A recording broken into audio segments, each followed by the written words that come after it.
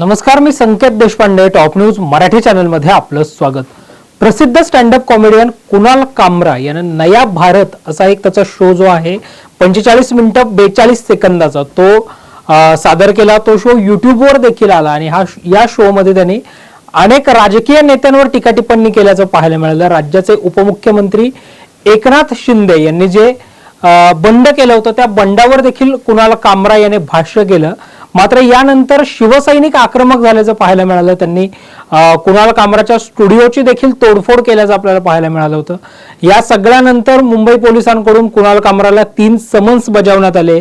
मात्र कुणाल कामरा अनुपस्थित राहिला। आपल्यावर दाखल केलेला जो गुन्हा आहे तो मागे घेण्यात यावा यासाठी त्याने मुंबई उच्च न्यायालयामध्ये धाव घेतली आणि या सगळ्यानंतर आज मुंबई उच्च न्यायालयामध्ये एक महत्त्वपूर्ण सुनावणी जी आहे ती पार पडलेली आहे। या सुनावणीच्या माध्यमातून काहीसा कुणाल कामरालाच दिलासा मिळाल्याचं पाहायला मिळालंय। त्यामुळे या सगळ्या अनुषंगाने आजच्या सुनावणीत नेमकं काय झालंय या अनुषंगाने आपण चर्चा करणार आहोत आणि या चर्चेत माझ्यासोबत आहे माझी सहकारी समृद्धी जाधव। समृद्धी, खरं तर कुणाल कामराची आजची सुनावणी खूप निर्णायक आणि महत्त्वपूर्ण म्हणावी लागेल, कारण न्यायालयाने एक प्रकारे कुणाल कामराला दिलासाच दिल्याचं कुठेतरी पाहायला मिळतंय। नेमकं आजच्या सुनावणीत काय झालंय?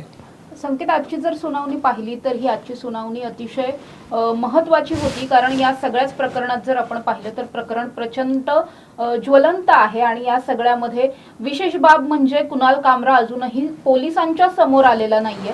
तो वारंवार त्याच्या वकिलांच्या द्वारे त्याची जी काही त्याचा जो जबाब द्यायचा आहे किंवा न्यायालयात जी काही सुनावणी पार पडणार असेल त्यासाठी त्याला व्हिडिओ कॉन्फरन्सिंग द्वारे सादर केलं जावं अशी मागणी त्याच्याकडून वारंवार केली जाते आणि आजच्या सुद्धा सर्व सुनावणीमध्ये हीच मागणी जी आहे ती लावून धरण्यात आली। या सुनावणीत असं म्हणण्यात आलंय की या सगळ्यामध्ये आपल्याला माहिती आहे कुणाल कामरा हा मूळचा महाराष्ट्रात राहणारा नाहीये, तो तमिळनाडूमध्ये राहतो आणि तिथे राहत असल्यामुळे हे सगळंच प्रकरण झाल्याच्या नंतर त्याला इतकं जास्त ट्रोलिंग होतं, इतक्या जास्त धमक्या येत आहेत आणि या धमक्या ज्या आहेत त्या प्रामुख्याने विविध नेत्यांकडून येतात, विविध पक्षाच्या लोकांकडून, पदाधिकाऱ्यांकडून, कार्यकर्त्यांकडून या सगळ्या धमक्या येताना मिळतात।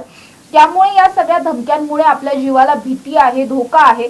त्यामुळे खरं तर तो स्वतः मुंबईत येऊन जबाब नोंद करत नाहीये असं सगळं सांगण्यात आलंय। त्याचबरोबर त्याचा जो काही जबाब आहे किंवा इतर सुनावणीतली जी काही प्रक्रिया आहे त्या सगळ्यासाठी त्याला व्हिडिओ कॉन्फरन्सिंग द्वारे सादर होण्याची परवानगी मिळावी हे सुद्धा म्हणण्यात आलंय। संकेत, आपल्याला माहिती आहे की अनेकदा अशी जी प्रकरणं असतात त्या प्रकरणांमध्ये एकदा तरी संबंधित व्यक्तीला स्वतः प्रत्यक्षात हजर राहून सुनावणी असेल किंवा जबाब असेल तो स्वतः प्रत्यक्षात हजर राहून एकदा तरी तो द्यावा लागतो आणि त्याच्यानंतर मग जर प्रकरण खूप जास्त सेन्सिटिव्ह असेल किंवा मग संबंधित जी व्यक्ती आहे ती खूप लांब राहणारी असेल तर मग त्याला व्हिडिओ कॉन्फरन्सिंगद्वारे किंवा VIP वगैरे असेल तर मग त्याला व्हिडिओ कॉन्फरन्सिंगद्वारे सादर केलं जातं। मात्र या प्रकरणामध्ये कुणाल कामरा अजूनही समोर आलेला नाहीये, त्यामुळेच कुठेतरी त्याच्यावरती थोडासा जास्त रोष जो आहे तो शिवसैनिकांचा प्रामुख्याने असल्याचं दिसून येत आहे। आणि या सगळ्याच प्रकरणात असं म्हणण्यात आलंय की कुणाल कामरा ज्या ठिकाणी राहतो त्यापासून त्याचे आई वडील काही अंतरावरती राहतात। त्याच्या आई वडिलांचं जे घर आहे अतिशय वृद्ध ज्येष्ठ नागरिक असलेले त्याचे जे आई वडील आहेत त्याच्या आई वडिलांच्या घरी सुद्धा पोलीस गेलेले होते। तिथे जाऊन सुद्धा त्यांना कुठेतरी मानसिक त्रास देण्याचा या सगळ्यातून प्रयत्न केला गेलाय असं सुद्धा म्हणण्यात आलंय। त्याचबरोबर अगदी महत्त्वाचा या सगळ्यात जर आजच्या सुनावणीतला कुठला विषय असेल तर तो विषय आहे की याआधी जेव्हा आता आपण महायुती बघतोय, ज्या महायुतीमध्ये भाजप आहे, शिंदेची शिवसेना आहे आणि दुसरीकडे अजित पवारांची राष्ट्रवादी आहे, असे हे 3 पक्ष सध्या महायुतीत असताना काही काळापूर्वीपर्यंत ही जी महायुती आहे किंवा जे युती सरकार होतं त्या युती सरकारमध्ये केवळ शिवसेना आणि भाजप होतं। ज्यावेळी शिवसेनेमध्ये 2 गट पडले, एकनाथ शिंदे बाजूला झाले आणि त्यांनी स्वतः शिवसेनेवरती दावा सांगितला। त्याच्यानंतर मग ही जी शिंदेची शिवसेना आहे ती सत्तेत सामील झाली। त्याच्यानंतर राष्ट्रवादीमध्ये सुद्धा तशीच फूट पडली आणि अजित पवार सुद्धा आता सत्तेत सामील झालेत।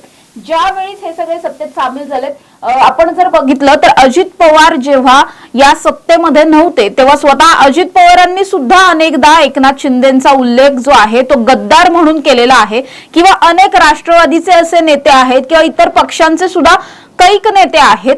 इव्हन आपण ठाकरे गटाबाबत जरी बोलायला गेलं तरी ठाकरे गट जो आहे, उद्धव ठाकरे स्वतः असतील, संजय राऊत असतील, अशा अनेकांकडून वारंवार एकनाथ शिंदे किंवा मग शिंदेची जी शिवसेना आहे त्यांचा उल्लेख हा गद्दार गद्दार गद्दार असा अनेकदा करण्यात आलाय. मग जर तुम्ही एखाद्या कॉमेडियन विरोधात गद्दार म्हटल्याच्या विरोधामध्ये जर त्याच्यावरती गुन्हा दाखल करत असाल तर या सगळ्या राजकीय नेत्यांवर आतापर्यंत गुन्हे का दाखल केले नाहीत, हा एक खूप महत्वाचा प्रश्न जो आहे तो वकिलांच्या माध्यमातून उपस्थित केला गेलाय. ज्या प्रश्नावरचं उत्तर जर खरं तर संपूर्ण महाराष्ट्राला उत्सुकता आहे की या प्रश्नाचं उत्तर कधी मिळतंय, मात्र ते उत्तर अजूनही मिळालेलं नाहीये. त्यामुळे हा एक खूप महत्वाचा भाग होता जो आजच्या सुनावणीमध्ये झाला की या सगळ्या नेत्यांवर, ज्या नेत्यांनी याआधी सुद्धा एकनाथ शिंदेंना गद्दार म्हटलेलं आहे, त्या सगळ्या नेत्यांवरती आतापर्यंत गुन्हे का दाखल झाले नाहीत. मग कुणाल कामरासाठीच वेगळा न्याय का? आणि कुणाल कामरा हा एक स्वतंत्र व्यक्ती आहे. भारताच्या संविधानानुसार त्याला बोलण्याचं स्वातंत्र्य आहे, व्यक्ती स्वातंत्र्य आहे, फ्रीडम ऑफ स्पीच आहे. त्यामुळे तो हे म्हणू शकतो आणि तो जे काही म्हटलं हे त्याच्या मनातलं म्हटलेलं नाहीये. जे आधीपासून लोक म्हणतच होते ते केवळ त्याने त्याच्या त्या कवितेच्या माध्यमातून, त्या शोच्या माध्यमातून म्हटलं. त्याने जे काही म्हटलं त्यात खोटं काही नव्हतं. जे काही वस्तुस्थिती घडलेली होती त्यावरती त्यांनी भाष्य केलंय. त्यामुळे हा सगळा जो गुन्हा आहे तो रद्द केला जावा, यामध्ये काही खोटं नाहीये किंवा कुठल्याही पद्धतीची आपण ज्याला अतिशयोक्ती म्हणतो तसं काही नाहीये, असं सगळं आजच्या सुनावणीमध्ये सांगण्यात आलंय. अर्थात या सुनावणीला स्वतः कुणाल कामरा उपस्थित नसल्यामुळे बऱ्याचशा मुद्द्यांवरची चर्चा जी आहे ती अजूनही झालेली नाहीये.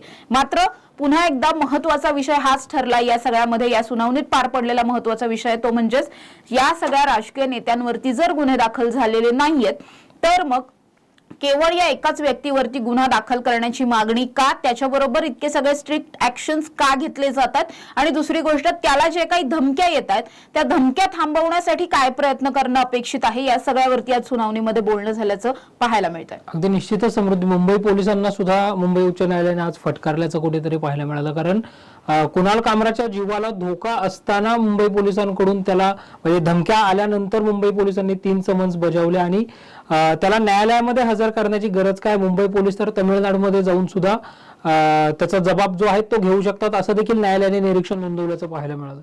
नक्कीच संकेत, आपण जर पाहिलं तर एकंदरीत हे सगळं प्रकरण घडल्याच्या नंतर शिवसैनिकांच्या भावना या इतक्या जास्त तीव्र होत्या की ज्या स्टुडिओशी कुणाल कामराचा तसा काहीही संबंध नव्हता, केवळ काही वेळासाठी जो स्टुडिओ भाड्याने घेऊन त्या ठिकाणी त्यांनी शो सादर केलेला होता त्या ठिकाणी जाऊन सुद्धा तोडफोड केली होती यात शिवसैनिकांनी.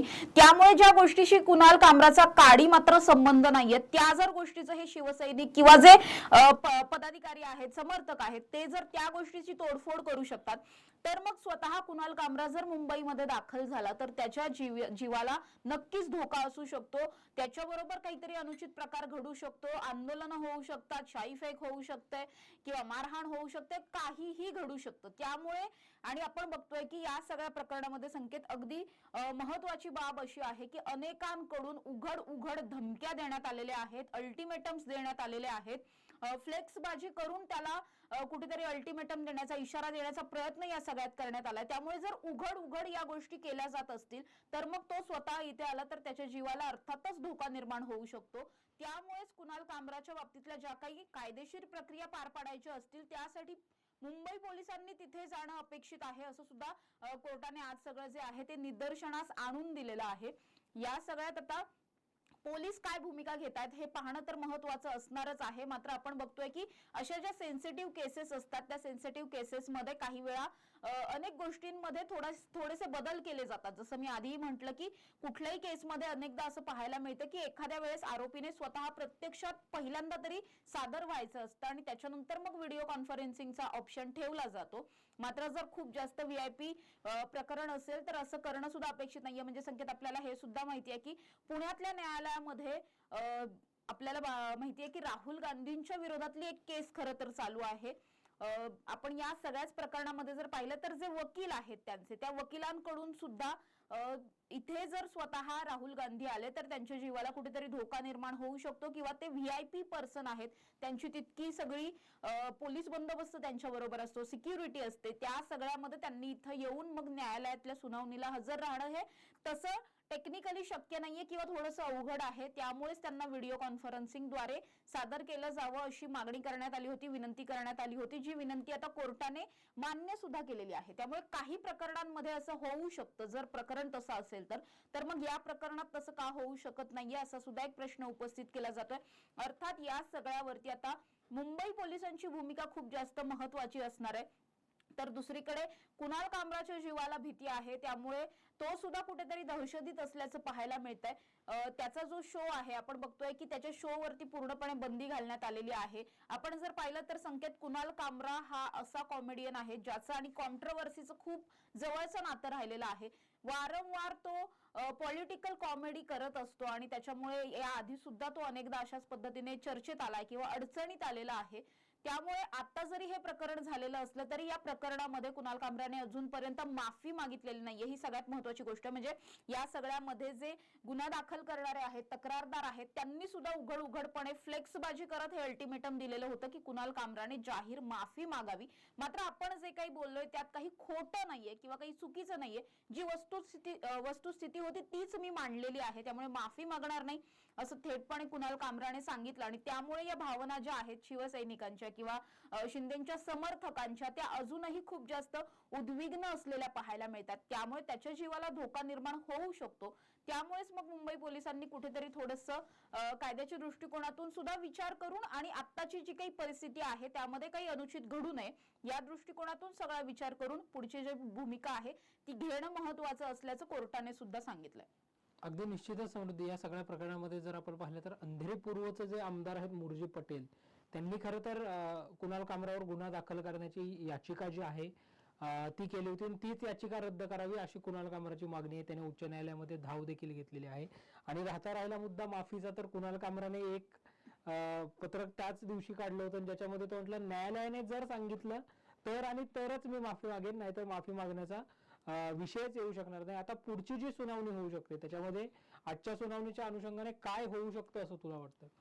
संकेत, आत्ताच तू मुद्दा उपस्थित केला होतास, तू आत्ता जो एक विषय मांडलास की मुरजी पटेल यांचा, तर त्यांच्या संदर्भात सुद्धा आजच्या एक सुनावणीमध्ये एक महत्वाचा विषय जो आहे तो खरं तर आजच्या सुनावणीमध्ये घडल्याचं पाहायला मिळतंय. या सगळ्यामध्ये जे कुणाल कामराचे वकील आहेत त्यांचं असं म्हणणं आहे की हे सगळं प्रकरण किंवा हे जे गाणं होतं, ही जी कविता होती ती ज्यांच्याबद्दल होती, जे एकनाथ शिंदे असतील किंवा मग त्याच्यानंतर हळूहळू फुटलेले अजित पवार असतील आणि मग त्यांचे समर्थक वगैरे, यांच्याबद्दलची जी कविता होती त्या कवितेवरती विरोध व्यक्त करण्याचं किंवा त्याच्या विरोधात तक्रार दाखल करावी किंवा गुन्हा दाखल करावा हा त्यांनी करणं अपेक्षित होतं. ज्यांच्यावरती हे विडंबन काव्य लिहिलं गेलं होतं त्यांनी या सगळ्यामध्ये गुन्हा दाखल केला नाही, तक्रार दिली नाही. मग मुरजी पटेलांनी या सगळ्यामध्ये तक्रार का दाखल केली आहे? जर त्यांचा या प्रकरणाशी तसा काहीच संबंध नाहीये, त्यांची स्वतःची या प्रकरणात बदनामी होत नाहीये, त्यांचं कुठेही नाव घेतलं गेलेलं नाहीये, ज्यांची नावं घेतली आहेत ते पुढे आलेले नाहीये तक्रार दाखल करण्यासाठी, मग तुम्ही पुढे का आलात? अशा पद्धतीचा एक प्रश्न सुद्धा या सगळ्यामध्ये वकिलांच्या माध्यमातून उपस्थित करण्यात आला होता. त्यामुळे संकेत, अजूनही या प्रकरणामध्ये कुणाल कामराचा जबाब येणं गरजेचं आहे आणि तो जबाब घेण्यासाठी मुंबई पोलीस स्वतः तमिळनाडूमध्ये जातात का हे पाहणं महत्वाचं असणार आहे. त्यामुळे पुढची सुनावणी जर आपण पाहिली तर पुढच्या सुनावणीमध्ये हे सुद्धा आता जी काही लोक कुणाल कामराला धमक्या देत आहेत किंवा आपण जर पाहिलं तर आजच्या सुनावणीत सुद्धा असं म्हणण्यात आलंय की 500 पेक्षा जास्त धमक्या त्याला आलेल्या आहेत आणि त्या संदर्भातले पुरावे सुद्धा सुनावणीमध्ये सादर करण्यात आलेले आहेत. त्यामुळे असं सगळंच असताना मग कदाचित असंही होऊ शकतं की पुढच्या सुनावणीमध्ये त्याला व्हिडिओ कॉन्फरन्सिंगद्वारे सादर करण्याची परवानगी मिळू शकते आणि त्याच्यानंतरची पुढच्या ज्या काही सुनावण्या असतील त्या तशाच पद्धतीने व्हिडिओ कॉन्फरन्सिंगद्वारे होऊ शकतात. किंवा या सगळ्यामधले जे आता तक्रार देणारे आहेत त्यांची नेमकी बाजू काय हे जाणून घेऊन कदाचित खरंच आज जसा काही प्रश्न वकिलांनी उपस्थित केलेला होता की ज्यांची बदनामीच झाली नाही त्यांनी तक्रार का दाखल केली, ज्यांची बदनामी झाली त्यांनी जर दाखल केली नाहीये, तर तसं काहीच जर झालं तर मग हे कुठेतरी तक्रारदारांसाठी सुद्धा एक ट्रिकी असू शकतं, त्यांना सुद्धा अडचणीत आणणारे ह्या सगळ्या कायद्याच्या बाजू असू शकतात. त्याचबरोबर आपण जर पाहिलं तर पुढच्या सुनावणीमध्ये ज्या ज्या लोकांनी कुणाल कामरा यांना धमक्या दिलेल्या आहेत त्या लोकांवरती जर कोर्टाने काही पोलिसांना तशा पद्धतीच्या जर काही सूचना दिल्या किंवा तसे काही जर निदर्शनास आणून दिलं तर त्या लोकांवरती सुद्धा कदाचित कारवाई होऊ शकते. कारण उघडपणे कुणाल कामराला प्रचंड जीवे मारण्याच्या धमक्या असतील किंवा त्याच्या बदनामीच्या धमक्या असतील किंवा खूप अश्लील भाषेतली शिवीगाळ असेल, असं सगळं केलं जात आहे. आणि आपण जर पाहिलं तर कायद्याच्या दृष्टिकोनातून हे चुकीचं आहे. त्यामुळेच कुठेतरी ज्या पद्धतीने या विडंबन काव्यामधून ज्यांच्या भावना दुखावल्या गेलेल्या आहेत ते जितकं चुकीचं आहे तितकंच हे सुद्धा चुकीचं आहे की तुम्ही एखाद्या व्यक्तीला जीवे मारण्याची धमकी देताय किंवा त्याच्या कुटुंबियांना धमक्या देताय. हे सगळं असल्यामुळे कुठेतरी या ज्या धमक्या देणारे लोक आहेत त्यांना सुद्धा या सगळ्यामध्ये ते सुद्धा कदाचित अडचणीत येऊ शकतात. त्यांच्यावरती सुद्धा कारवाई होऊ शकते. कदाचित ती अकाउंट सस्पेंड होऊ शकतात.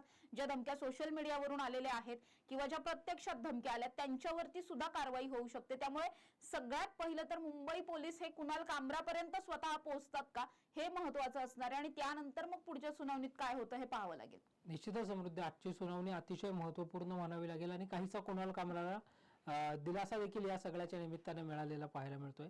आता याचिकाकर्ते म्हणून आमदार मुर्जी पटेल या सगळ्यावर काय भूमिका घेत आहेत आणि पुढच्या सुनावणीमध्ये मुर्जी पटेलांचे वकील कसा युक्तिवाद करतायत त्याच्यावर खरं तर या पुढच्या सुनावणीचं भवितव्य जे आहे ते अवलंबून असणार आहे. आणि कुणाल कामराचा जबाब घेण्यासाठी तमिळनाडूमध्ये मुंबई पोलीस जात आहेत का पुढच्या सुनावणीपर्यंत हे सगळं देखील पाहणं महत्वाचं आहे. या संपूर्ण विषयातले अपडेट्स आम्ही वेळोवेळी तुमच्यापर्यंत घेऊन येणार आहोत. तो पाहत रहा टॉप न्यूज मराठी, आपला महाराष्ट्र आपली बातमी.